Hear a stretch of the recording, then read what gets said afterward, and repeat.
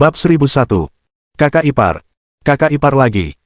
Xia Liuhui bersumpah bahwa itu adalah istilah yang tidak ingin dia dengar lagi. Ketika bertemu Wu Zijun, Xiang Shaoyun mengatakan kepadanya bahwa wanita itu adalah saudara iparnya, seseorang yang disukai Liang Xuangmin. Ketika bertemu Han Chenfei, wanita itu menuntut agar ia juga memanggilnya saudara ipar. Baiklah, Xia Liuhui menerima semua itu. Dan sekarang, wanita yang sangat cantik ini juga menyuruhnya memanggilnya kakak ipar. Dia bahkan secara pribadi mengakui bahwa dia adalah wanita bosnya. Tiba-tiba, dunia seolah kehilangan semua warnanya. Cinta tidak ada lagi. Xia Liuhui, apa yang terjadi?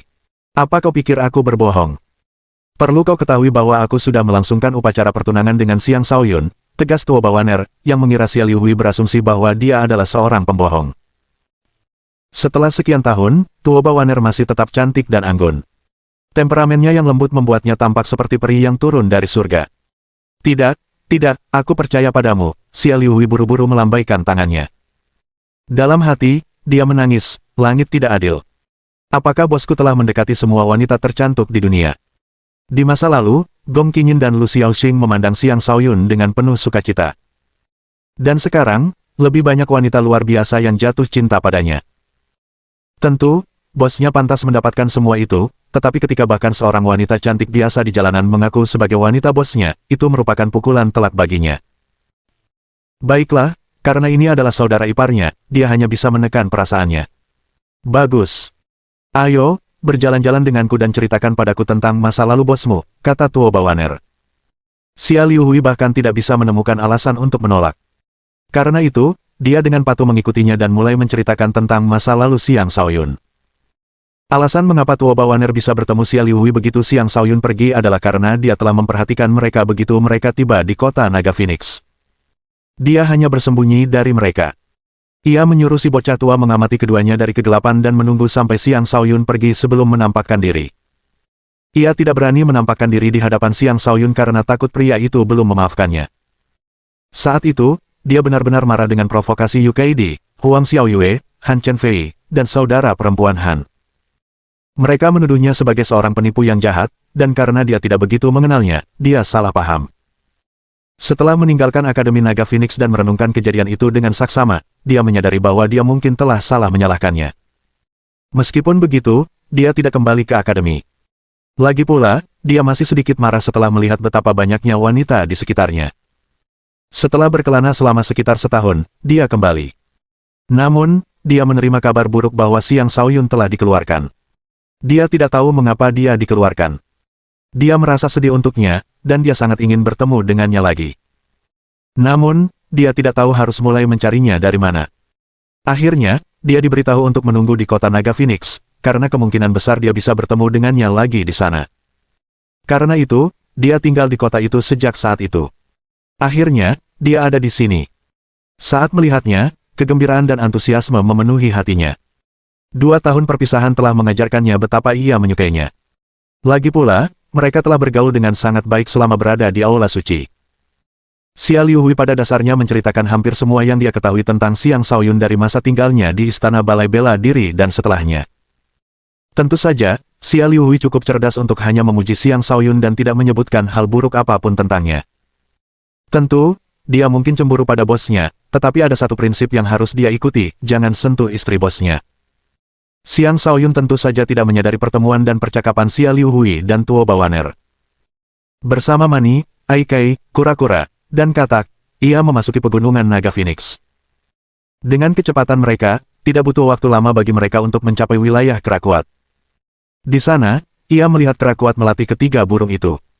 Ketiga burung itu bergegas mendekat begitu melihat Xiang Shaoyun.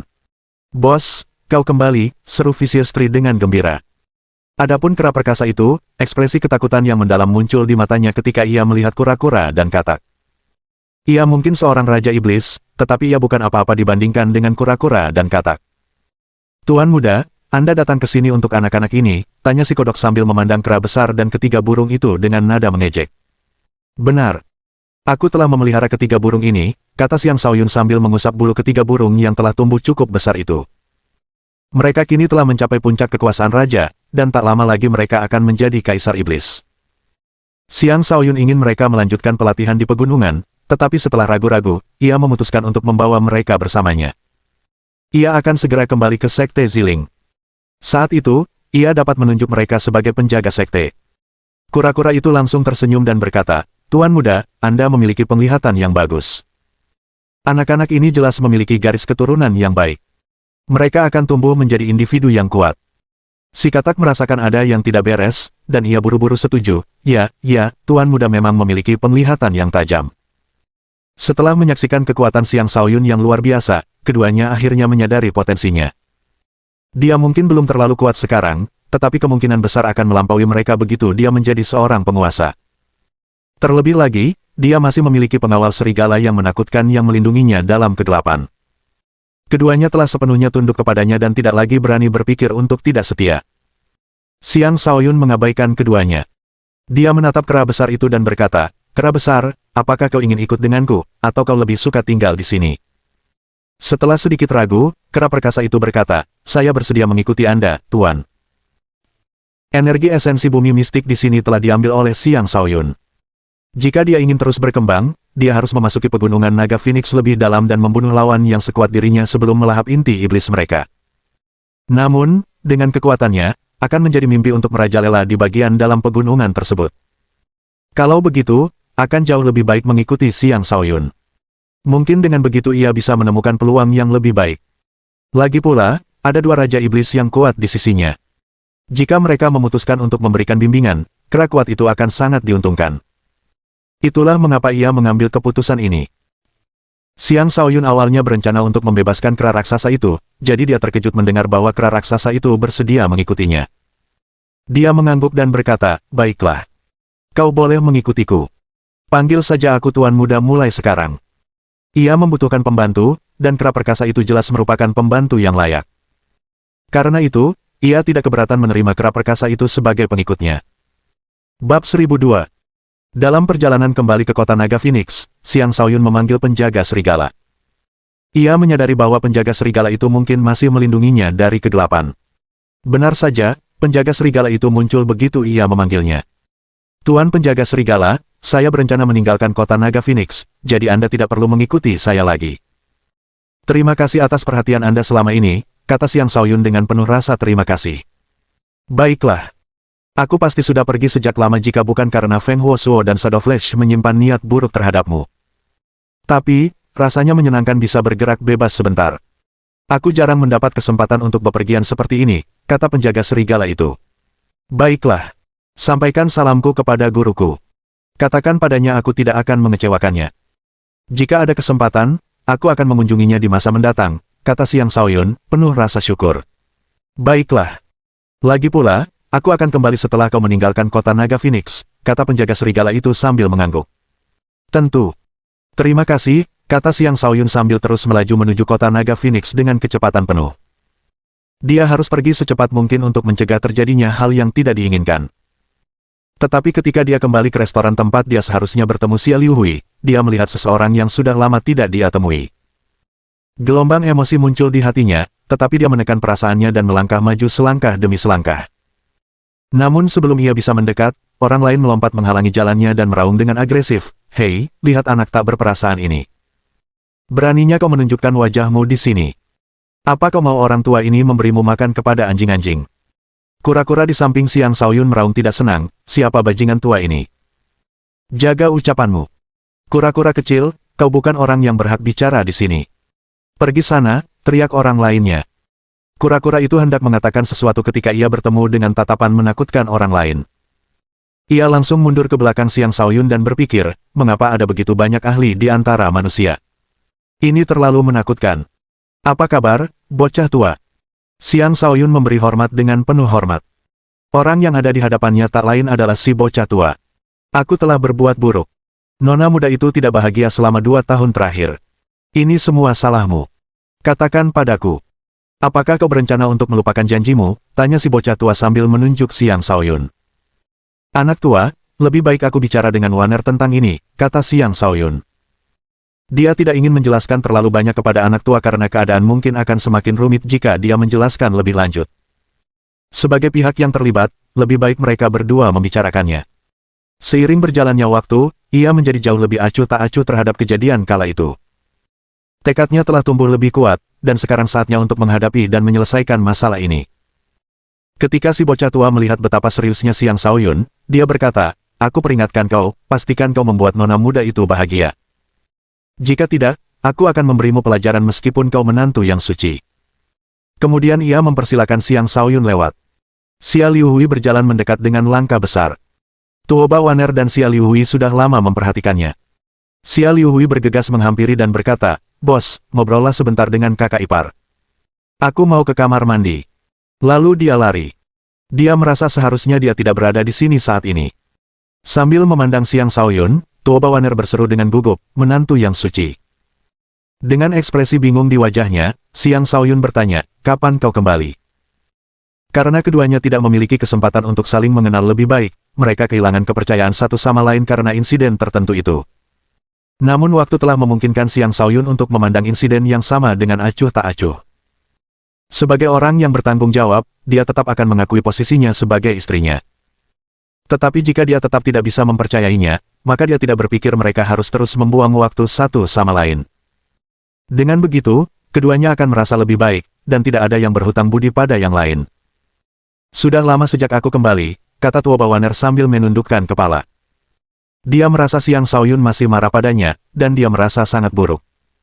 Saat itu, dialah yang memutuskan untuk pergi karena marah, dan dialah yang tidak mempercayainya. Dia adalah seorang ahli alam fondasi jiwa, tetapi di hadapan Siang Shaoyun, dia seperti seorang istri yang penurut. Bisa dikatakan bahwa dia benar-benar memiliki watak yang lembut. Ketika Siang Shaoyun melihat bagaimana Tuo Bawaner bersikap dan mengingat bahwa dia adalah seorang gadis suci, rasa iba muncul di hatinya.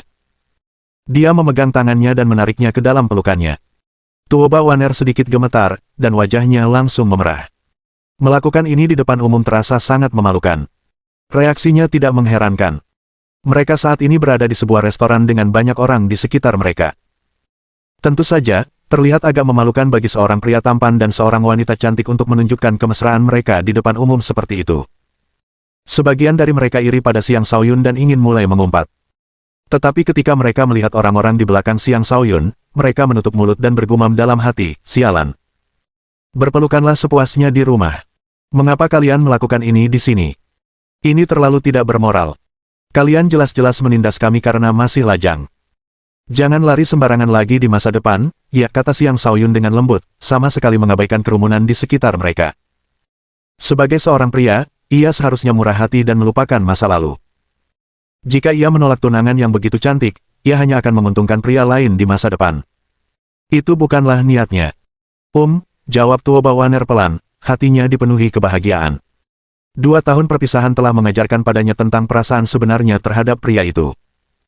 Karena pria itu bersedia memaafkannya, sudah saatnya mereka mengakhiri permusuhan. Saat Siang Shaoyun hendak melepaskan Tuo Bawaner, teriakan marah terdengar dari luar restoran, "Bajingan! Berani-beraninya kau memeluk wanitaku. Lepaskan dia, atau kau akan mati dengan mengerikan." Teriakan itu menarik perhatian semua orang di restoran. Siang Shaoyun melepaskan Tuo Bawaner dan melihat keluar juga. Seorang pria parubaya yang berwajah tegas menatapnya dengan marah. Dari tatapan matanya, sepertinya dia hanya ingin mencabik-cabik Siang Shaoyun. Ketika Tuo Bawaner melihat pendatang baru itu, rasa jijik muncul di matanya. Dia mengirimkan pesan kepada Siang Shaoyun, dia adalah Diloyang, dan dia mengaku sebagai anggota klan Di. Dia terus mengganggu saya sejak saya mulai melakukan perjalanan ke kota Naga Phoenix. Diloyang. Sepertinya takdir benar-benar mempertemukan musuh. Kau berani-beraninya mengganggu istriku. Kau pantas mati, kata Siang Shaoyun sambil mengerutkan kening. Tepat setelah mengucapkan kata-kata itu, Diloyang berjalan mendekat dengan aura keagungannya yang menekan Siang Shaoyun dan berteriak, "Anak tampan, kemarilah dan bersujudlah padaku." Kalau tidak. Sebelum dia menyelesaikan ucapannya, kura-kura itu muncul di sampingnya, meraih bahunya, dan berkata, "Dari mana datangnya lalat ini? Berani-beraninya kau meninggikan suara di hadapan tuan muda. Pergi sana." Lalu dia melemparkan Diloyang jauh. Sebelum Diloyang menyadari apa yang terjadi, dia sudah terlempar keluar restoran. Bab 1003. Saat Diloyang terbang keluar dari restoran, seseorang mencoba menangkapnya. Sayangnya, orang itu juga terlempar meskipun dia juga cukup kuat. Diloyang merasa seluruh tubuhnya akan hancur berantakan. Dia menyadari bahwa orang yang telah melemparnya sangat kuat, jauh lebih kuat darinya dan orang yang diikutinya. Karena itu, dia mulai merasa gugup. Entah mengapa, pemuda tampan tadi tampak familiar, seolah-olah dia pernah melihatnya di suatu tempat sebelumnya. Diloyang dibantu berdiri kembali oleh orang-orang di belakangnya. Orang yang mencoba menangkapnya bertanya, "Tuan muda ketiga, apakah Anda baik-baik saja?" "Aku baik-baik saja," jawab Diloyang setelah menghela napas panjang. Saat itulah Xiang Shaoyun keluar dari restoran sambil menggenggam tangan Tuo Bawaner. Dia menatap Diloyang dan mencibir, "Kakak ketiga, sudah cukup lama kita tidak bertemu. Aku tidak pernah menyangka kita akan bertemu lagi." Diloyang tak lain adalah saudara ketiga dari Ditong dan Dilin. Selama Xiang Shaoyun berada di Sekte Ziling, ia juga memanggil Diloyang sebagai saudara ketiganya. Saudara ketiga ini meninggalkan sekte untuk berkultivasi ketika Xiang Shaoyun berusia sekitar 11 tahun. Karena itu, keduanya tidak memiliki kesempatan untuk bertemu lagi di tahun-tahun berikutnya. Seandainya Tuo Bawaner tidak menyebut nama Diloyang, Xiang Shaoyun mungkin tidak akan mengenalinya. Diloyang mengangkat kepalanya dan menatap Xiang Shaoyun. Pupil matanya menyempit saat dia mengumpat, "Jadi kaulah, bajingan kecil." Dia menyadari bahwa ayahnya telah merebut kepemimpinan Sekte Ziling, dan dia juga tahu bahwa tiga adik laki-lakinya sedang berlatih di Akademi Naga Phoenix. Dari ketiganya, Dilin dan Disang dibunuh oleh Xiang Shaoyun. Dia tidak menyangka akan bertemu Xiang Shaoyun di sini. "Ayo kita pergi, tuan muda ketiga," kata lelaki tua di belakang Diloyang, lalu bergegas pergi sambil menyeret Diloyang. Jika ini hanya kesalahpahaman belaka, itu tidak akan terlalu menjadi masalah. Tetapi karena Xiang Shaoyun sebenarnya adalah musuh dan memiliki orang-orang yang begitu kuat di sisinya, mereka mungkin tidak memiliki kesempatan untuk melarikan diri jika konflik pecah. "Tot, bawa kembali mereka berdua. Aku ingin mereka hidup-hidup," kata Xiang Shaoyun sambil mencibir. Dia hampir saja kembali ke Sekte Ziling, tetapi seorang musuh justru menyerahkan diri kepadanya. Hal itu menghemat banyak usahanya. "Baik, tuan muda," kata katak itu, akhirnya menyadari dirinya berguna. Setelah mengangguk, ia berlari menuju Diloyang. Tuo Bawaner bertanya, "Menantu suci, apakah Anda mengenal mereka?" "Lebih dari itu. Mereka adalah musuh-musuhku yang tak bisa kumaafkan," kata Xiang Shaoyun dengan niat membunuh yang kuat. "Bisakah kau ceritakan tentang mereka?" tanya Tuo Bawaner sambil mempererat genggamannya pada tangan Xiang Shaoyun. Dia menunjukkan kesediaannya untuk berbagi segalanya dengan Xiang Shaoyun. "Tentu. Aku akan menceritakan semuanya setelah menangkap mereka," kata Xiang Shaoyun sambil mengangguk. Dia siap membalas dendam, dan dia memiliki cukup banyak pembantu. Merebut kembali Sekte Ziling sekarang tidak akan sulit, jadi tidak perlu menyembunyikan apapun dari Tuo Bawaner. Awalnya dia yakin bahwa si katak dapat dengan mudah menangkap Diloyang dan pengawalnya, tetapi setelah beberapa saat, si katak kembali sendirian. Itu cukup mengejutkan. "Tuan muda, saya tidak bisa menangkap mereka. Mereka membawa seorang santo bersama mereka. Jika saya tidak berlari cukup cepat, mereka pasti sudah menangkap saya," kata katak itu dengan ekspresi malu. Segera setelah si kodok berbicara, Diloyang kembali. Kali ini, ia ditemani dua orang lainnya, seorang lelaki tua dan seseorang berjubah. Ketika Xiang Shaoyun melihat lelaki tua itu, wajahnya menjadi dingin sambil mengumpat, "Bajingan tua ini. Dia sekarang bersekongkol dengan klan Di." Pria tua itu tak lain adalah Situ Mingyu, sesepuh generasi sebelumnya dari Akademi Naga Phoenix. Xiang Shaoyun memperhatikan Situ Mingyu, tetapi dia tidak terlalu memperhatikan orang berjubah itu. Namun, orang itu tampaknya menunjukkan permusuhan yang kuat, tetapi permusuhan itu segera lenyap. Ketika Situ Mingyu muncul, si bocah tua muncul di hadapan Tuo Bawaner. Dia tidak akan membiarkan Tuo Bawaner celaka. "Ayo pergi," kata Xiang Shaoyun. Saat melihat Situ Mingyu, dia tahu bahwa akan sulit untuk menangkap Diloyang. Karena itu, dia memutuskan untuk pergi. "Bajingan kecil, kenapa kau terburu-buru sekali? Kukira tadi kau sangat percaya diri," kata Diloyang, yang jelas-jelas tidak berniat mengampuni Xiang Shaoyun. "Kembali dan beritahu ayahmu bahwa dalam waktu kurang dari setengah tahun, aku akan kembali ke Sekte Ziling. Katakan padanya untuk bersiap menghadapi kematiannya," kata Xiang Shaoyun. Diloyang meraung marah, "Bajingan kecil, kau mau mati sekarang juga? Kau benar-benar merasa berhak berteriak padaku hanya karena kau punya anjing tua di sisimu," kata Xiang Shaoyun dengan acuh tak acuh. "Bajingan kecil, kau pikir kau bisa tidak menghormatiku karena penjaga makam utama mendukungmu? Aku bisa membunuhmu semudah membunuh semut," kata Situ Mingyu sambil mengerutkan kening.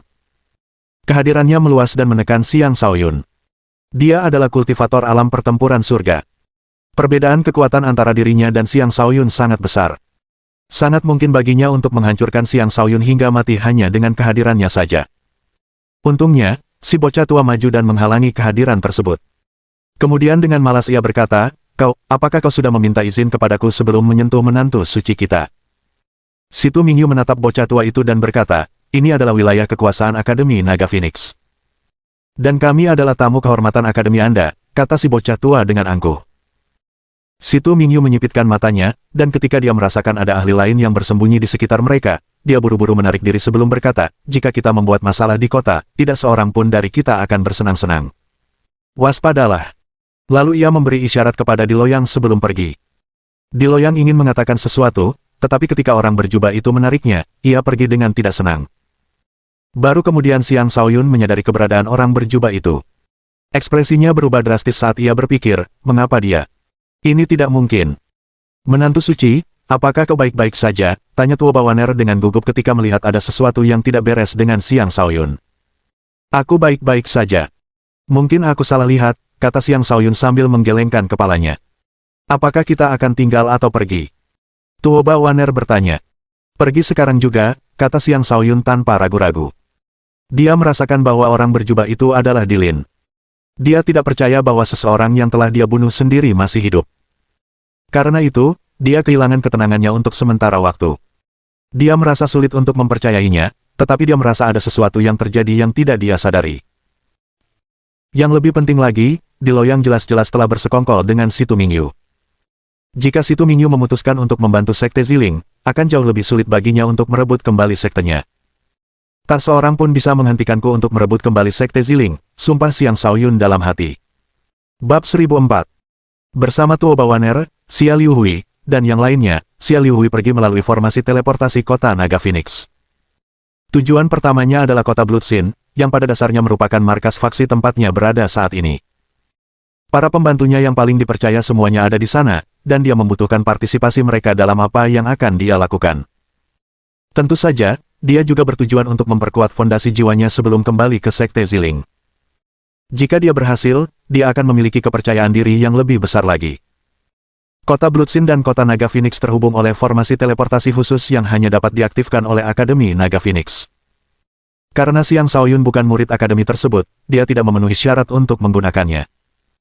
Oleh karena itu, dia hanya dapat menggunakan formasi teleportasi biasa dan berpindah ke tempat lain sebelum menuju ke kota Bloodsin.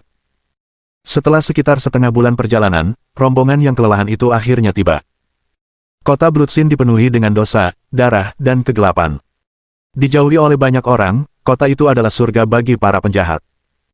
Ketika Xiang Shaoyun tiba, dia merasakan bahwa aura iblis di udara telah mencapai tingkat yang sangat tinggi. Secercah kegembiraan muncul dalam dirinya entah dari mana, dan dia yakin garis keturunannya adalah penyebabnya. Jadi ini yang disebut kota darah dosa. Baunya darah menyengat sekali, kata Tua Bawaner sambil mengerutkan kening. Jelas sekali, dia tidak terbiasa dengan lingkungan seperti ini. Kenapa tiba-tiba aku merasa kedinginan, kata Xia Liuhui sambil menarik lehernya. Kau sudah menjadi kaisar tingkat 7. Di mana keberanianmu? Tanya Xiang Shaoyun. Ia menatap Tua Bawaner dan berkata, kota dosa berdarah dipenuhi dosa dan darah, dan merupakan tempat di mana para iblis ditekan. Salurkan energimu dan beradaptasilah. Kau akan merasa lebih baik dalam waktu singkat.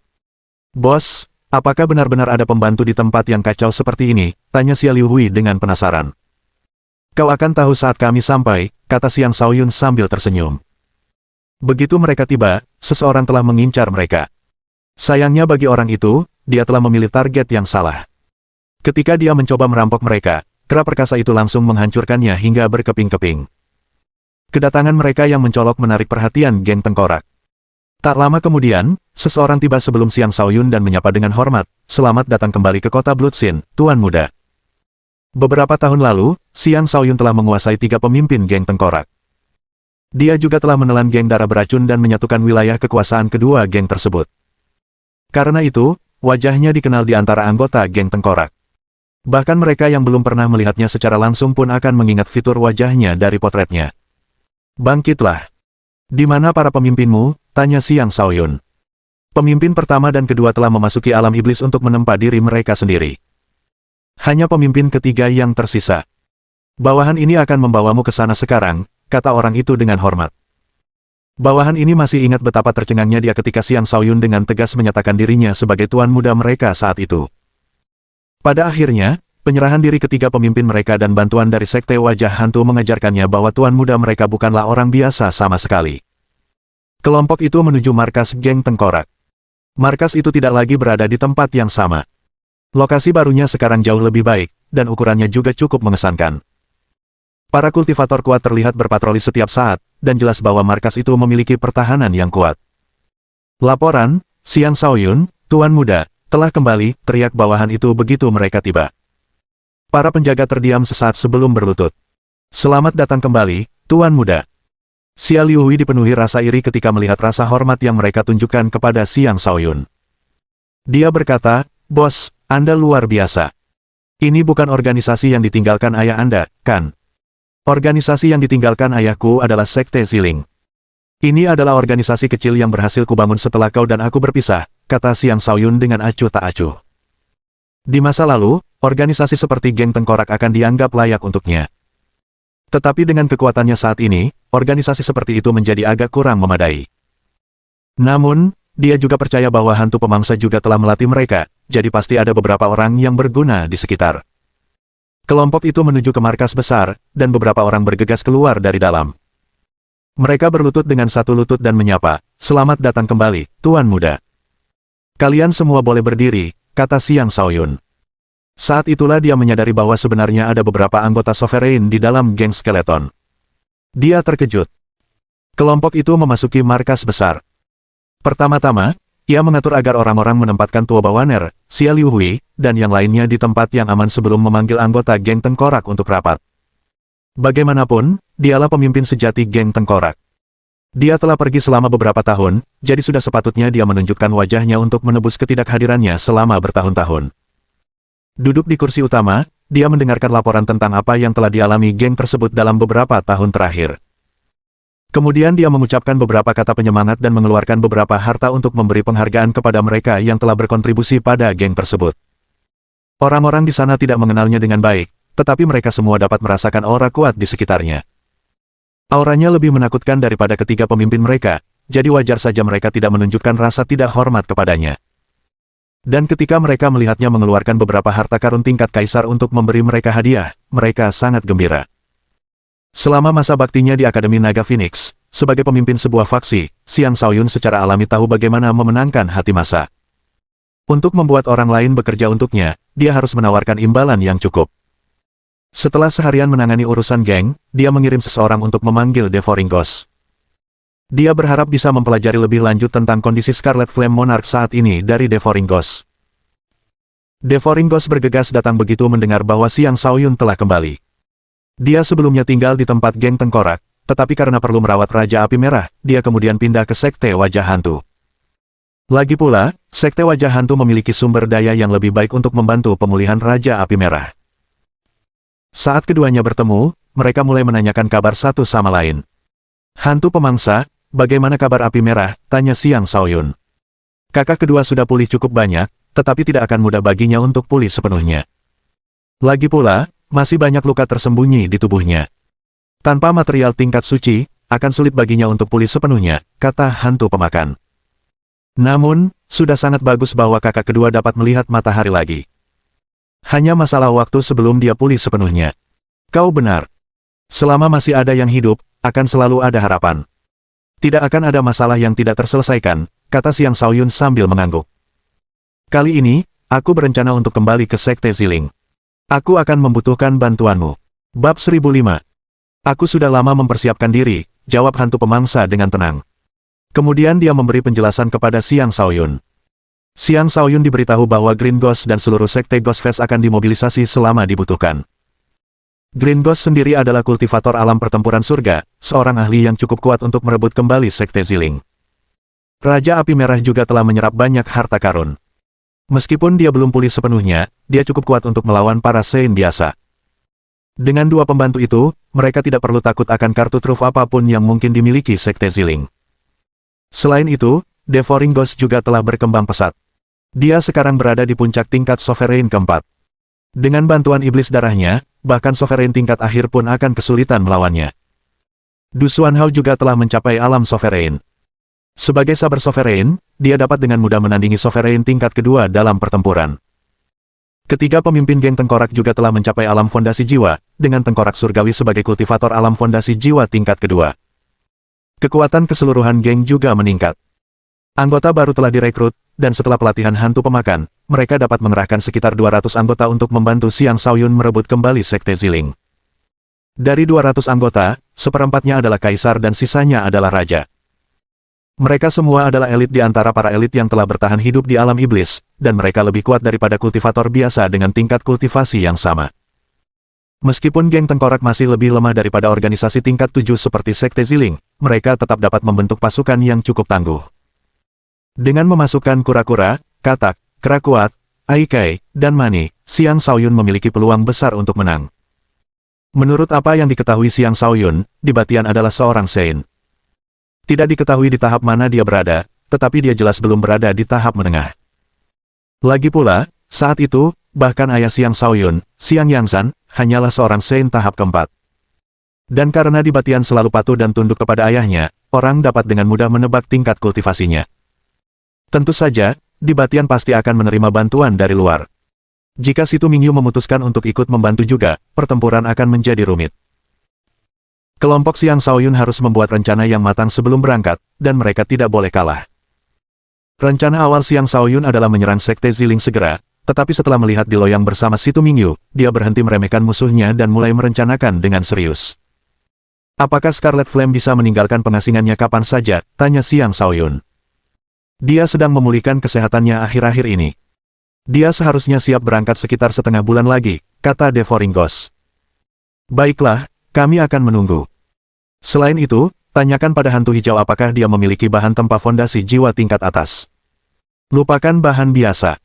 Cari juga beberapa inti iblis suci elemen emas, kata Xiang Shaoyun. Namun setelah selesai berbicara, dia berubah pikiran dan berkata, lupakan itu. Aku akan mengunjungi hantu hijau sendiri karena itu akan menunjukkan ketulusanku. Tidak perlu. Hantu hijau tidak cukup berani untuk tidak mematuhi tuannya, kata hantu pemakan dengan percaya diri. Devouring Ghost benar. Dia adalah seseorang yang telah mendidik Green Ghost, dan Green Ghost selalu menganggapnya sebagai seorang ayah. Bahkan setelah bertahun-tahun, Green Ghost masih sangat menghargai sosok ayah ini. Devouring Ghost tidak akan menerima begitu banyak bantuan darinya jika bukan karena dia. Namun, Xiang Shaoyun memiliki caranya sendiri dalam melakukan sesuatu, jadi dia bersikeras untuk bertemu dengan hantu hijau. Ada beberapa hal yang harus dia jelaskan agar tidak menimbulkan kecanggungan bagi semua orang di masa mendatang. Di mata Xiang Shaoyun, dia sebenarnya tidak menganggap hantu hijau sebagai bagian dari dirinya. Oleh karena itu, dia hanya akan mengabaikan perasaan hantu hijau jika dia benar-benar lebih kuat dari hantu hijau. Namun, ia masih perlu mengunjungi Paman Tang sebelum mengunjungi hantu hijau. Akan tidak sopan jika ia tidak memberi hormat kepada pamannya sekarang setelah ia berada di sini. Keesokan harinya, Xiang Shaoyun menyuruh Celestial Skeleton untuk mengumpulkan semua anggota dan mempersiapkan mereka untuk perintahnya. Kemudian dia pergi mengunjungi Tang Zhan bersama Tuo Bawaner. Di perjalanan, Tuo Bawaner tampak malu-malu sambil bertanya, menantu yang terhormat, apakah tidak apa-apa jika saya berpakaian seperti ini? Apakah ini dianggap kurang sopan? Xiang Shaoyun tidak tahu harus tertawa atau menangis. Dia berkata, Waner, kau sudah secantik peri. Apa lagi yang kau inginkan? Dia benar. Tuo Bawaner cantik dan anggun. Wanita biasa bahkan tidak bisa dibandingkan dengannya. Apapun yang dikenakannya, kecantikannya akan tetap terpancar. Alih-alih bepergian dengan kereta keledai reyot milik si bocah tua, mereka duduk di kereta mewah yang disiapkan oleh geng tengkorak. Hantu pemangsa secara pribadi mengemudikan kereta itu, dengan si bocah tua mengikuti mereka dari kegelapan. Tidak ada orang lain yang ikut bersama mereka. Di sepanjang jalan, ada beberapa orang bodoh yang mencoba mengganggu Tuo Bawaner, tetapi setelah Devouring Ghost menghajar beberapa dari mereka hingga babak belur, tidak ada yang berani membuat masalah lagi. Kekuatan adalah satu-satunya hukum di kota Bloodsin.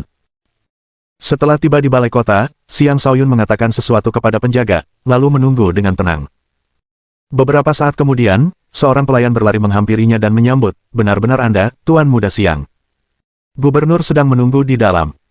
Pelayan itu adalah Zhang Sheng, seseorang yang pernah ditemui Xiang Shaoyun sebelumnya. Dia mengetahui hubungan antara Xiang Shaoyun dan Tang Zhan. Jika tidak, dia tidak akan menunjukkan kehangatan seperti itu kepada Xiang Shaoyun.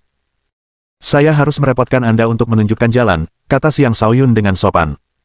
Xiang Shaoyun segera sampai di aula utama. Tang Zhan sendiri keluar untuk menyambutnya dan berkata, "Nak, kenapa kau tiba-tiba datang ke sini? Apakah kau bermalas-malasan dalam latihanmu?" "Salam, Paman Tang," kata Xiang Shaoyun setelah menarik Tuoba Waner dengan ringan. "Hah? Siapakah wanita ini?" tanya Tang Zhan dengan ekspresi takjub dan kagum ketika pandangannya tertuju pada Tuoba Waner. "Dia tunanganku, Tuoba Waner. Aku membawanya ke sini untuk bertemu denganmu agar Paman Tang tidak menyalahkanku jika aku tidak memberitahumu tentang pernikahan ini di kemudian hari," kata Xiang Shaoyun.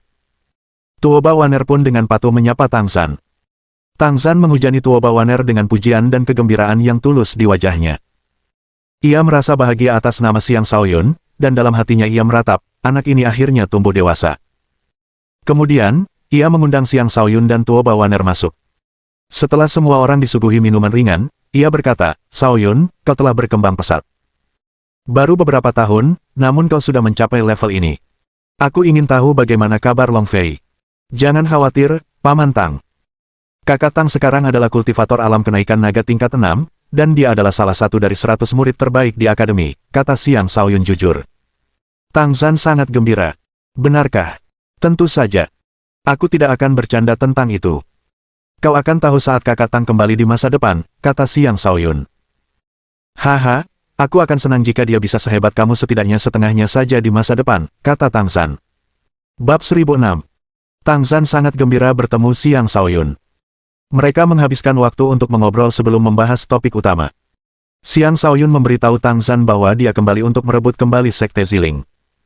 Pada dasarnya, dia mencoba meminjam tenaga dari pamannya, Tang. Xiang Shaoyun tidak cukup sombong untuk percaya bahwa dia dapat dengan percaya diri merebut kembali Sekte Ziling hanya dengan sedikit orang yang dimilikinya. Dia membutuhkan lebih banyak pembantu. Dia juga mempertimbangkan untuk membangun kembali Legion Overlord. Akan merepotkan jika terus meminta bantuan orang lain setiap kali muncul masalah, karena itu hanya akan menambah jumlah bantuan yang harus dia berikan kepada orang lain. Tang Zhan adalah gubernur kota Bloodsin, dan bisa dikatakan dia adalah tiran setempat. Dia memiliki sejumlah besar pasukan di bawah komandonya, jadi dia langsung setuju untuk mengirim beberapa orang untuk membantu Xiang Shaoyun. "Shaoyun, ingat apa yang kukatakan padamu. Dibatian itu cukup cakap. Ayahmu dulu sangat mempercayainya karena Dibatian juga sangat cerdas selain kuat. Setelah memimpin sekte selama bertahun-tahun, Dibatian sekarang memegang kendali penuh atas seluruh sekte. Orang-orang di sana mungkin tidak lagi mengakui posisimu. Kau harus sangat berhati-hati," ingatkan Tang Zhan. "Aku sudah memikirkan itu. Siapapun yang menghalangi jalanku akan langsung kubunuh," kata Xiang Shaoyun dingin. Setelah bercocok tanam selama 10 tahun, dia bukan lagi pemuda naif yang sama, dia sekarang adalah seorang penguasa yang otoriter. Bagus sekali kau memiliki tekad seperti itu. Satu-satunya hal yang perlu kau hadapi adalah klan di balik Dibatian. Klan itu adalah monster besar yang sama sekali tidak bisa kau abaikan, kata Tang Zhan. Berdasarkan penyelidikanku beberapa tahun terakhir, Dibatian adalah anggota klan pertapa, klan Di. Dia mungkin anak haram dari keluarga itu. Karena statusnya yang rendah di klan, dia memutuskan untuk pergi dan membangun sesuatu untuk dirinya sendiri di luar klan. Tetapi baru-baru ini dia kembali berhubungan dengan klan Di karena alasan yang tidak diketahui. Sekarang, meskipun Sekte Ziling secara nominal miliknya, sebenarnya berada di bawah kendali klan Di. Kau harus mempertimbangkan hal itu. Ceritakan lebih banyak tentang klan Di ini, kata Xiang Shaoyun. Klan Di adalah klan pertapa sekaligus klan kuno. Ada juga desas-desus yang mengatakan bahwa mereka adalah keluarga kerajaan yang berduka dan dulunya merupakan klan kekaisaran yang kuat sejak lama, tetapi mereka terpaksa mengasingkan diri karena kemunduran mereka. Setelah berkembang dalam bayang-bayang, mereka sekarang menjadi organisasi tingkat 8 yang kuat dengan sejumlah besar ahli alam pertempuran surga, kata Tang Zhan. Xiang Shaoyun merasa tekanannya meningkat setelah mendengar itu. Bagaimana dia bisa menghadapi organisasi sekuat itu? Namun, kau tak perlu terlalu khawatir. Wilayah klan Di tidak terletak di Provinsi Raja Surgawi. Meskipun begitu, aku tidak begitu tahu di mana markas utama mereka, kata Tang Zhan. Kau masih muda. Meskipun kau kuat, bagaimana kau bisa melawan Dibatian? Aku bisa membantumu, tetapi saranku adalah tunggu sampai kau mencapai alam pertempuran surga sebelum memikirkan balas dendam. Tang Zhan tidak tahu apa yang memberi Xiang Shaoyun kepercayaan diri, tetapi dia tidak berpikir bahwa Xiang Shaoyun memiliki peluang sukses yang tinggi. Itulah sebabnya dia berusaha keras membujuk Xiang Shaoyun untuk menunggu. Xiang Shaoyun berkata dengan sungguh-sungguh, jika memungkinkan, kuharap kau bisa menemaniku ke sekte wajah hantu suatu saat nanti. Ini adalah keputusan yang telah ia buat setelah mempertimbangkannya matang-matang. Selain Devouring Ghost, ia juga membutuhkan orang lain untuk memberikan tekanan tambahan pada Green Ghost, dengan memberitahunya bahwa Xiang Shaoyun juga memiliki pendukungnya. Tang Zhan mengangkat alisnya dan berkata, "Nak, jangan bilang kau kenal si hantu hijau itu." Xiang Shaoyun mengangguk. "Aku mengenalnya secara tidak sengaja. Aku tidak bisa menceritakan kisah pastinya. Aku hanya berharap kau bisa ikut denganku dan menunjukkan wajahmu. Aku akan mencari cara untuk meminjam kekuatan mereka. Jika kau bisa mendapatkan bantuan hantu hijau, kau akan memiliki setidaknya 70% peluang untuk berhasil," kata Tang Zhan setelah berpikir sejenak. Jelas sekali dia sangat percaya pada hantu hijau. Bahkan, dia sedikit takut padanya. Beberapa organisasi besar memonopoli kekuasaan di kota Bloodsin. Sebagai gubernur, Tang Zhan seharusnya menjadi tiran lokal. Namun, dia tahu bahwa tiran lokal yang sebenarnya adalah sekte wajah hantu. Mereka telah beroperasi di kota itu selama hampir 10.000 tahun. Di sisi lain, posisi gubernur kota akan berganti tangan dari waktu ke waktu. Pasti ada rahasia tentang sekte itu yang tidak diketahui siapapun. Tang Zhan menyetujui permintaan Xiang Shaoyun. Xiang Shaoyun tidak lupa meminta Tang Zhan bahan tempa fondasi jiwa tingkat atas. Sayangnya, Tang Zhan tidak memilikinya meskipun kaya, dan ia hanya memiliki bahan tingkat menengah. Xiang Shaoyun agak kecewa, tetapi ia juga tahu bahwa bahan tingkat atas sangatlah langka. Jika mudah ditemukan, bahan tersebut tidak akan menjadi bahan tingkat atas. Mereka kemudian menuju sekte wajah hantu. Tang Zhan melakukan perjalanan secara diam-diam dan duduk di kereta yang sama dengan Xiang Shaoyun. Hantu pemakan masih bertindak sebagai pengemudi. Tidak ada yang tahu bahwa gubernur sedang menuju sekte wajah hantu. Ketika mereka tiba di sekte tersebut, Devouring Ghost bahkan tidak perlu menunjukkan tanda pengenal apapun sebagai bukti identitas. Saat para penjaga melihatnya, mereka langsung memberi hormat dan menyingkir. Hantu pemangsa adalah pemimpin sekte besar, dan orang-orang di sini mengenalnya. Tidak ada yang berani menghalangi jalannya. Dia menemani Xiang Shaoyun, Tang Zhan, dan Tuo Bawaner sampai ke aula utama. Di sepanjang jalan, Tuo Bawaner semakin bingung tentang apa yang sedang terjadi, tetapi dia menekan keraguannya. Dia tahu bahwa Xiang Shaoyun akan memberinya penjelasan yang tepat nanti. Dalam beberapa tahun terakhir, hantu hijau tetap berada di sekte tersebut. Karena itu, ia dapat keluar saat Xiang Shaoyun tiba. Sejujurnya, ia masih ragu bahwa Xiang Shaoyun adalah reinkarnasi Xiang Dingtian. Bahkan, dalam hatinya ia memandang Xiang Shaoyun dengan acuh tak acuh. Jika bukan karena gurunya, ia tidak akan repot-repot menemui Xiang Shaoyun. Lagi pula, perbedaan kekuatan antara keduanya terlalu besar. Namun ketika akhirnya ia melihat Xiang Shaoyun, keheranan memenuhi matanya. Gubernur benar-benar berdiri di samping Xiang Shaoyun. Meskipun ia telah memantapkan posisinya di kota itu, ia selalu menjaga profil rendah. Karena itu, konflik tidak pernah meletus antara dirinya dan balai kota. Ia bingung mengapa gubernur datang. "Hantu hijau, Tuan Muda dan gubernur ada di sini untuk berkunjung," kata hantu pemakan dengan acuh tak acuh. "Anda sungguh terhormat hadir di sini, gubernur," kata hantu hijau. Ia jelas menunjukkan rasa hormat yang cukup kepada Tang Zhan, tetapi ia juga mengabaikan Xiang Shaoyun. "Hehe, Shaoyun baru saja kembali dari Akademi Naga Phoenix. Dia menyebutkan akan mengunjungi Anda, dan saya penasaran, jadi saya ikut bersamanya. Saya berharap bisa menjalin persahabatan dengan pemimpin Sekte Agung Sekte Wajah Hantu. Saya harap Anda tidak keberatan dengan kunjungan saya, pemimpin Sekte." Green Ghost awalnya mengira Tang Zhan datang untuknya atau atas undangan Devouring Ghost. Karena itu, dia terkejut mengetahui bahwa Tang Zhan sebenarnya datang karena Xiang Shaoyun. Bab 1007. "Hubunganmu dengan Tuan Muda Xiang?" tanya hantu hijau dengan ragu. Tang Zhan menjawab sambil tersenyum, "Dia keponakanku." "Keponakan?" Green Ghost masih ragu. Dia mengetahui hampir semua hal tentang peristiwa masa lalu yang melibatkan Xiang Shaoyun di kota Bloodsin. Namun, dia belum pernah mendengar tentang hubungan Xiang Shaoyun dengan Tang Zhan. Mendengarnya sekarang membuat imajinasinya melayang liar. Tak lama kemudian, ia pulih dari keterkejutannya dan tersenyum sambil berkata, "Aku juga cukup dekat dengan Tuan Muda Xiang. Di masa depan, Sekte Wajah Hantu akan bergantung pada perlindunganmu, Gubernur." Green Ghost bisa bersikap angkuh saat berhadapan dengan orang lain, tetapi tidak dengan Tang Zhan.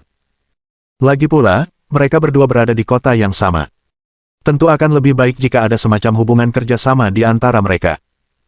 "Haha, kau terlalu sopan," Ketua Sekte Green. Semua orang tahu bahwa Sekte Wajah Hantu telah berdiri tegak di kota Bloodsin selama 10.000 tahun. Balai kotalah yang membutuhkan perhatianmu, kata Tang Zan sambil terkekeh. Saat Xiang Shaoyun mendengarkan percakapan mereka, dia bisa merasakan bahwa keduanya saling mengorek informasi. Dalam hati, dia berpikir, membawa Paman Tang ke sini adalah pilihan yang tepat. Kalau tidak, hantu hijau pasti tidak akan bersikap sopan meskipun hantu pemakan ada di sini. Bagaimanapun, dia adalah seseorang yang telah hidup sangat lama. Selanjutnya, hantu hijau menyuruh anak buahnya menyajikan minuman keras dan makanan kepada Tang Zan dan Xiang Shaoyun. Selama jamuan makan, hantu pemakan menjadi semakin dingin karena ia dapat merasakan ketidakpedulian yang ditunjukkan hantu hijau kepada Xiang Shaoyun, dan ia merasa tidak senang melihat hal itu. Selama jamuan makan, Xiang Shaoyun tetap diam. Dia tidak meminta bantuan apapun, dan juga tidak menyebutkan nama Lady Sura. Ketika jamuan makan berakhir, dia pergi bersama Tang Zan. Hantu pemangsa menunggu hingga Tang Zan dan Xiang Shaoyun pergi sebelum membentak, "Si kecil hijau, sepertinya setelah menumbuhkan sayapmu sendiri, kau sekarang mampu mengabaikan tuanmu sendiri." Hantu hijau dengan cemas menjawab, "Apa yang Anda katakan, Guru? Murid ini selalu menganggap Anda sebagai orang tua kedua. Begitu katamu, tapi bagaimana sikapmu saat tuan mudaku ada di dekatmu?" tanya hantu pemangsa. "Aku tidak menunjukkan rasa tidak hormat padanya," bantah Green Ghost, berbicara dengan agak tidak jujur. "Haha, sepertinya kau benar-benar berpikir bisa berbohong di depan tuanmu karena kultivasiku sekarang lebih rendah darimu. Baiklah, aku akan pergi bersama paman bela dirimu. Mulai hari ini, tidak ada lagi hubungan di antara kita. Kita akan menempuh jalan masing-masing," kata hantu pemakan dengan marah. Kemudian dia berbalik dan meninggalkan aula utama. Hantu hijau buru-buru berkata, "Tuan, mohon tenang dan dengarkan saya. Saya tidak tahu mengapa Anda begitu yakin bahwa Xiang Shaoyun adalah Tuan Xiang Dingtian, tetapi saya rasa bukan itu masalahnya." Sebelum dia selesai bicara, hantu pemangsa menyela, "Cukup. Apa kau pikir aku dan pamanmu buta? Bukan hakmu untuk memutuskan apakah dia guru kami. Kau hanya tidak mau tunduk padanya dan tidak bisa melepaskan posisimu sebagai ketua sekte. Kau benar-benar berpikir Tuan Muda akan menginginkan sekte kecilmu ini? Bodoh sekali." Setelah mengatakan semua itu, Devouring Ghost pergi tanpa menunggu jawaban. Dia langsung menuju ke tempat Scarlet Flame Monarch. Green Ghost memperhatikan dengan ekspresi rumit, tidak tahu harus berkata apa. Memang benar bahwa Sekte Wajah Hantu adalah organisasi yang telah ia bangun dengan susah payah selama 10.000 tahun.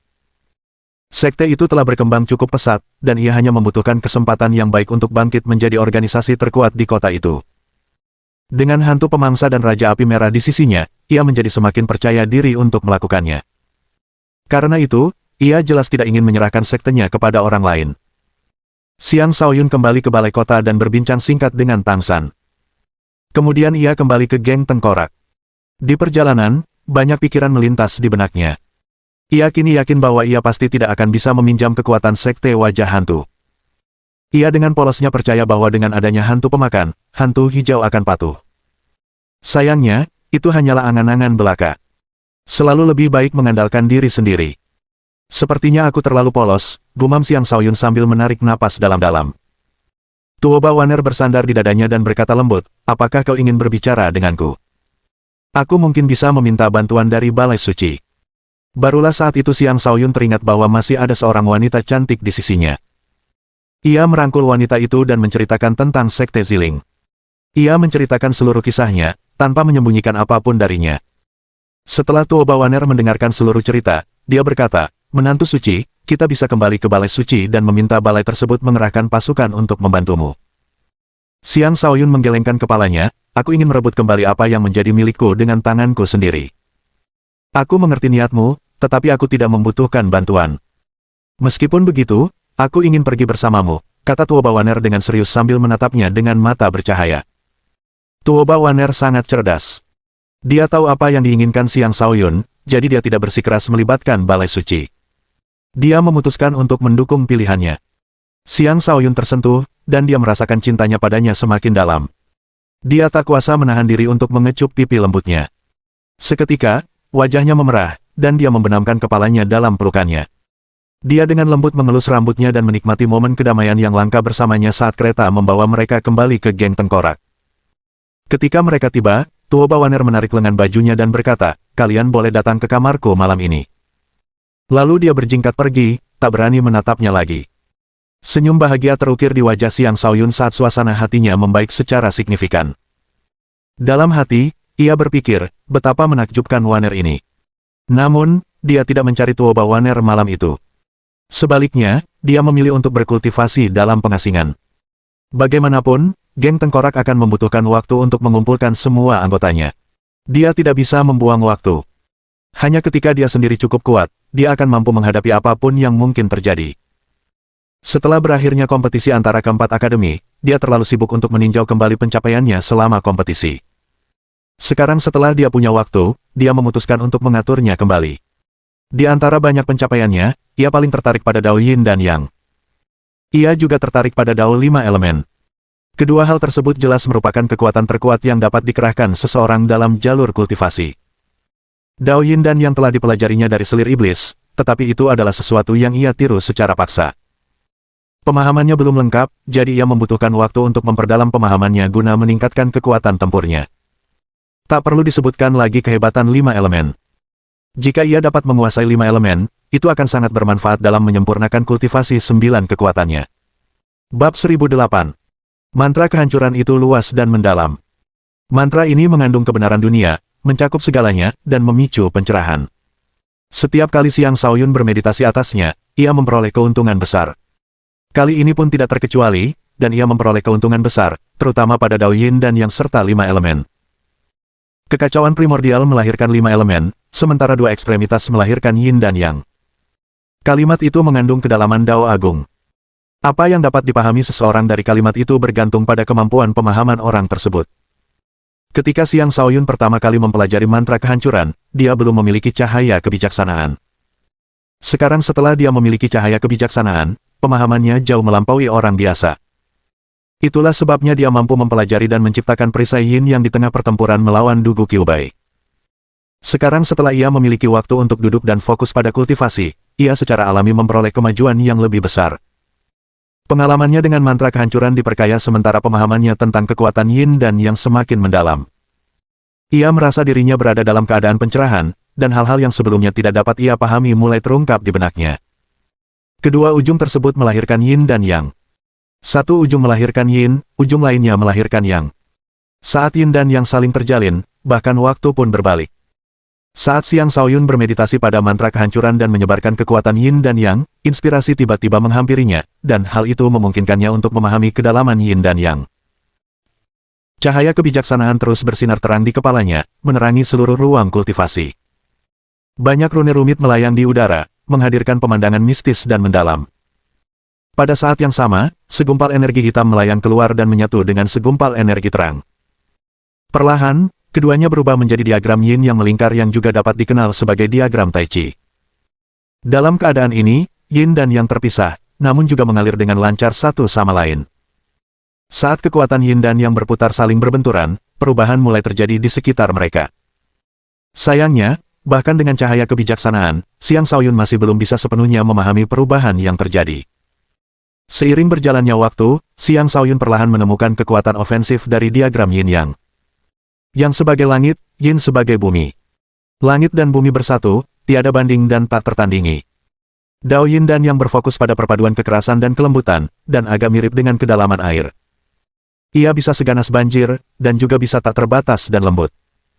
Ia tak terduga dan memiliki kekuatan yang tak terbatas. Tidak heran hantu pemangsa itu mengolah Dao Yin dan Yang dengan tubuh barunya. Dia jelas tahu bahwa kekuatan Yin dan Yang termasuk di antara kekuatan terkuat yang dapat diolah. Bahkan, kekuatan Yin dan Yang sebanding dengan kekuatan kekacauan primordial, gumam Xiang Shaoyun setelah secara pribadi merasakan kekuatan Yin dan Yang. Setelah memperdalam pemahamannya tentang seluk-beluk Yin dan Yang, dia berhenti. Butuh waktu lama baginya untuk sepenuhnya memahami kedua kekuatan itu, jadi lebih baik dia berhenti dan mengalihkan fokusnya ke kekuatan kekacauan primordial saja.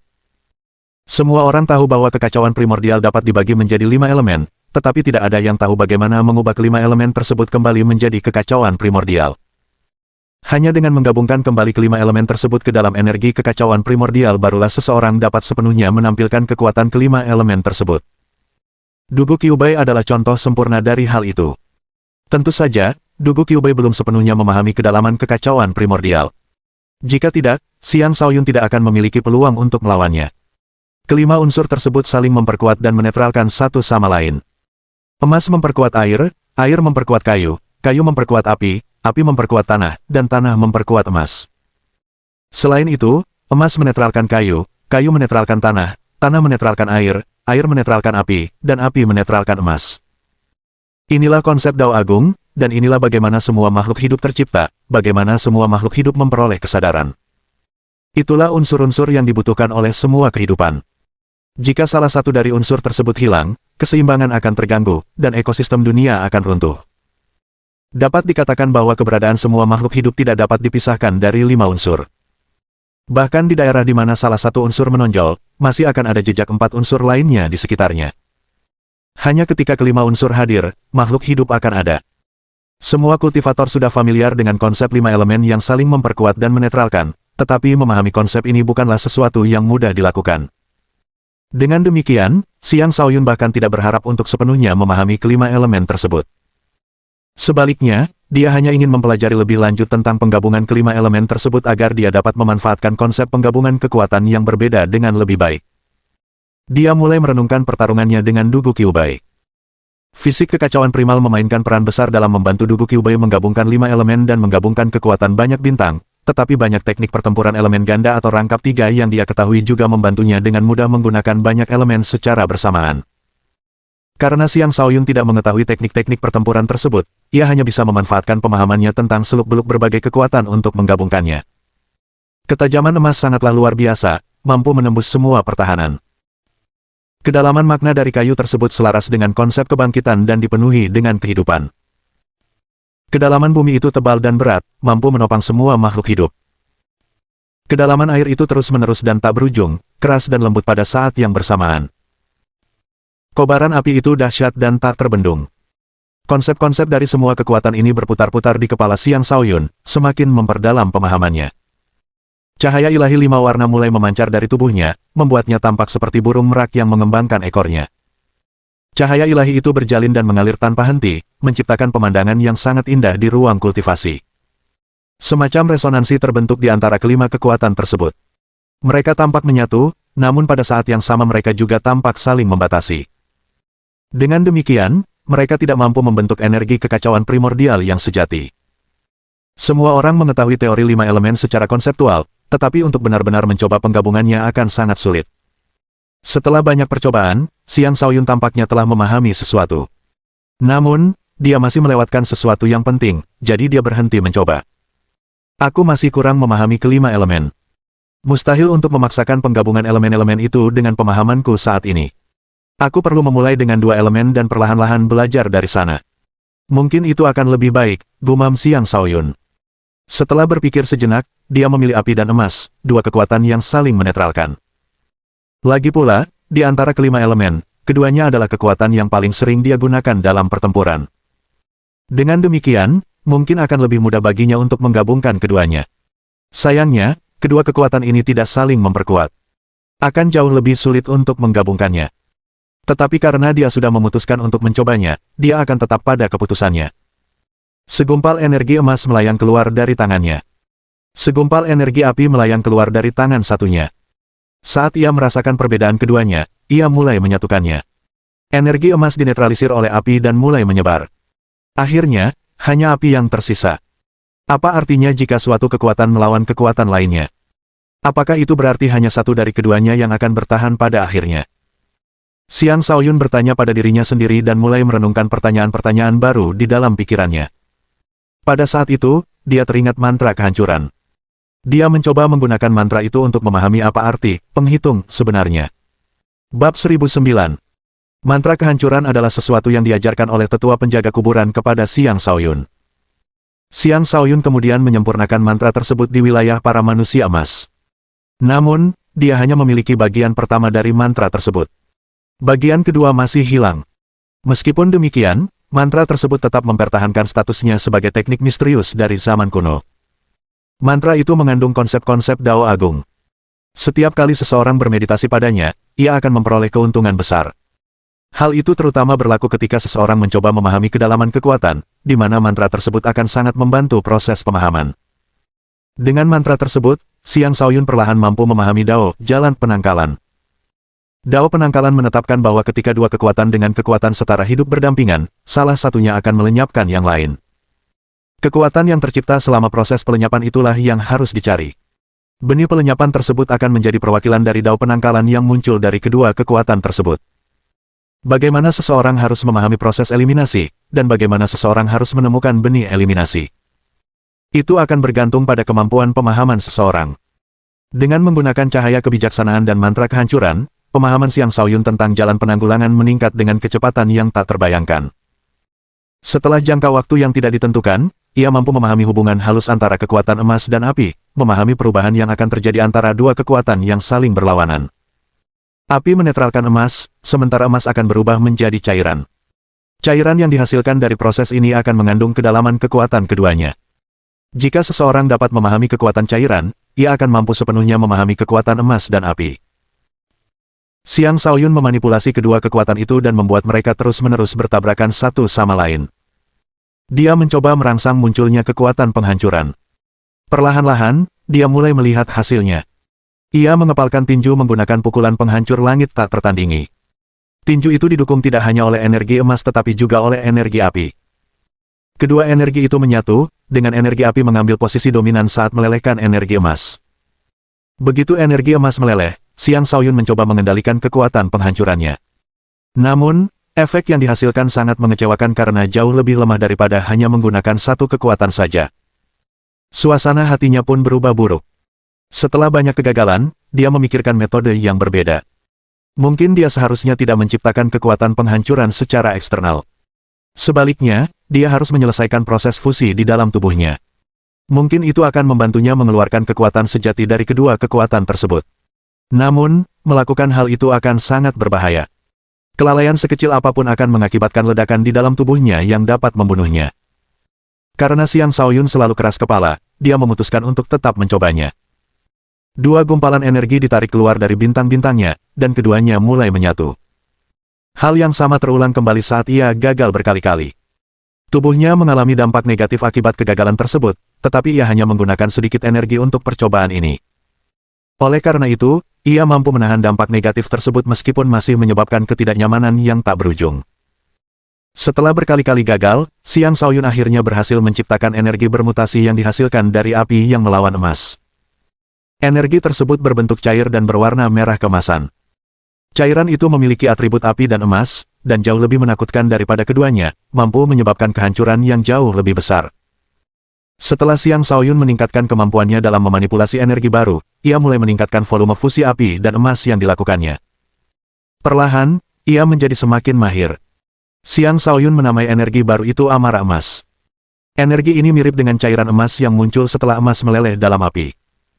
Suhunya sangat tinggi dan tidak bisa diremehkan. Sekali lagi, Xiang Shaoyun menggunakan pukulan penghancur langit tak tertandingi.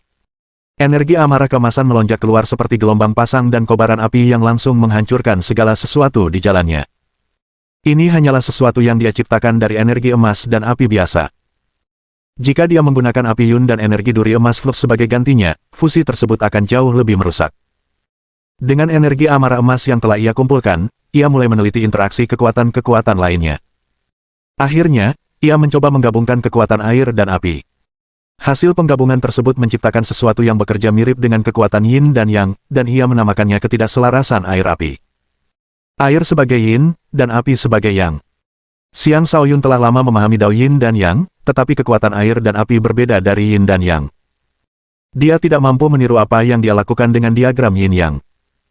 Ketika puncak dinginnya air menyatu dengan puncak panasnya api, itu menjadi energi ketidakselarasan air-api yang kekuatannya sebanding dengan energi amarah emas. Dari awal sesi kultivasi hingga sekarang, hanya setengah bulan telah berlalu. Bisa dikatakan bahwa Xiang Shaoyun memiliki kemampuan pemahaman yang luar biasa karena ia mampu beralih dari memahami kekuatan Yin dan Yang hingga memahami interaksi 5 elemen dalam waktu sesingkat itu. Siapapun akan sulit mempercayai ini. Tetapi jika mereka tahu bahwa Xiang Shaoyun benar-benar memiliki cahaya kebijaksanaan, mereka tidak akan begitu terkejut.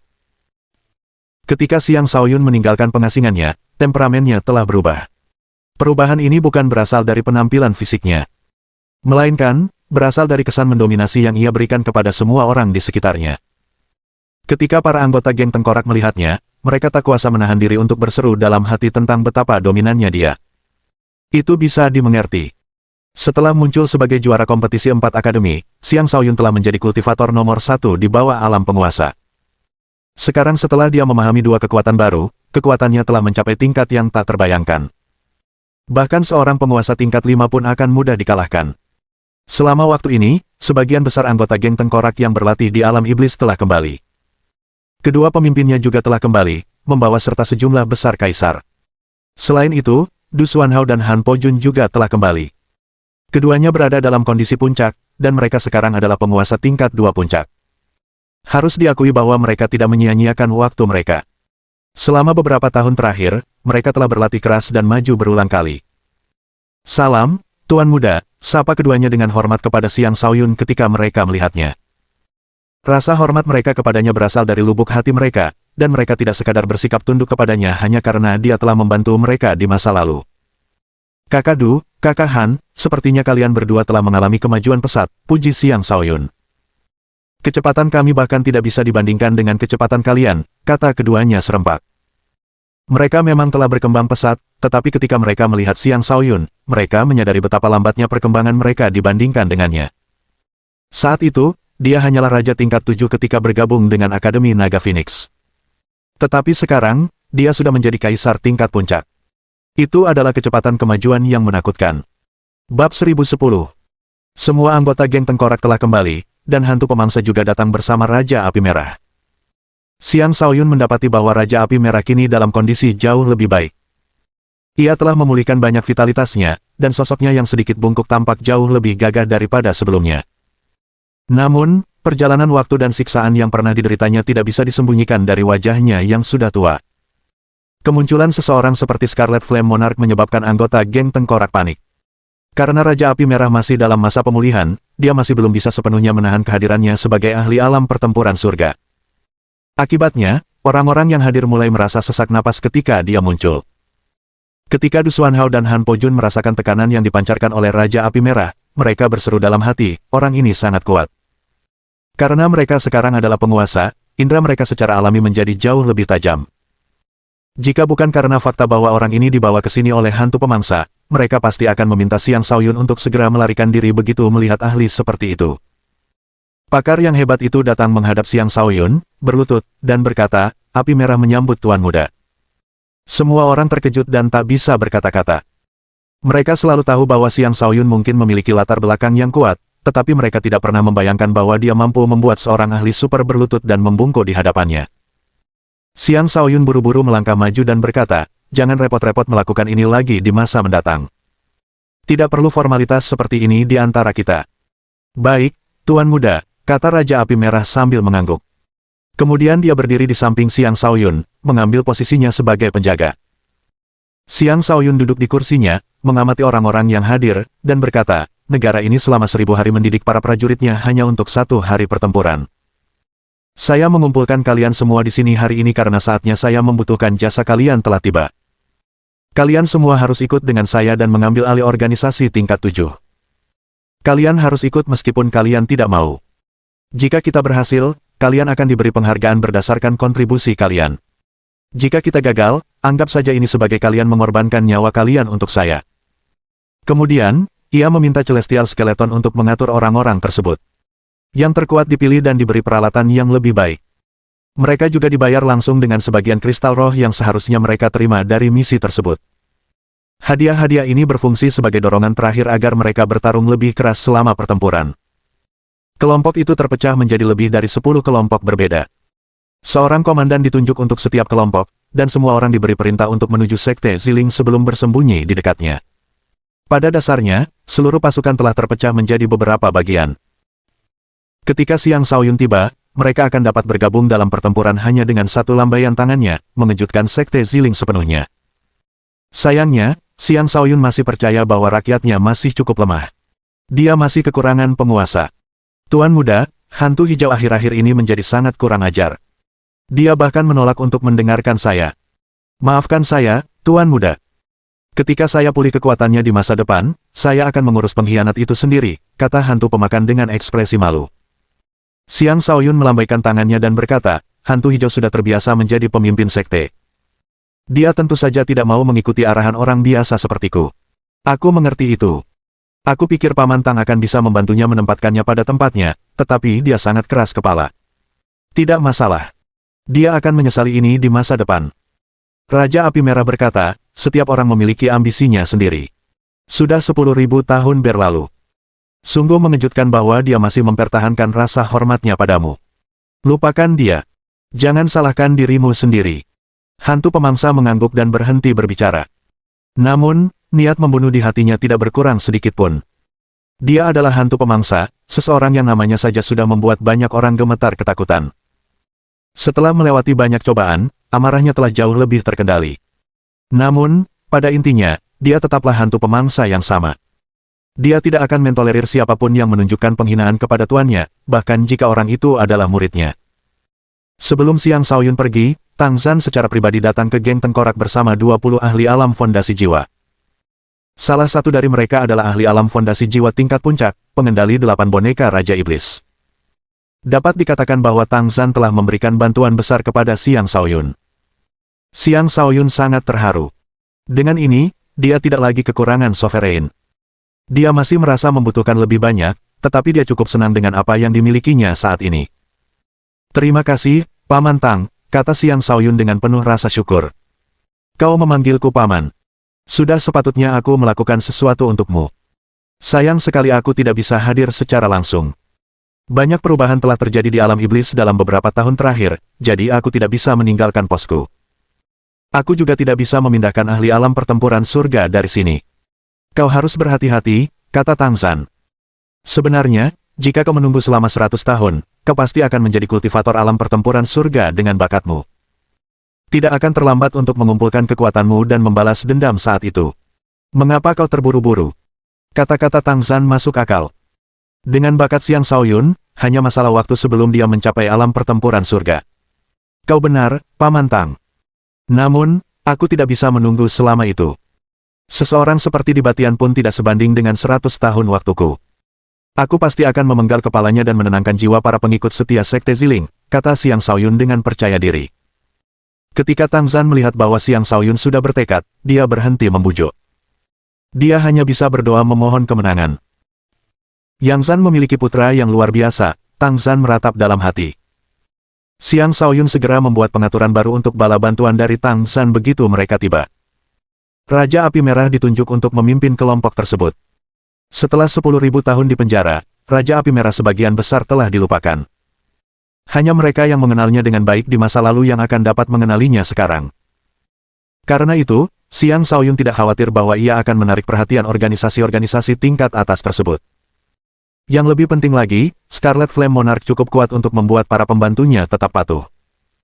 Jauh lebih baik jika Scarlet Flame Monarch memimpin mereka daripada hanya menjaga mereka di sisinya.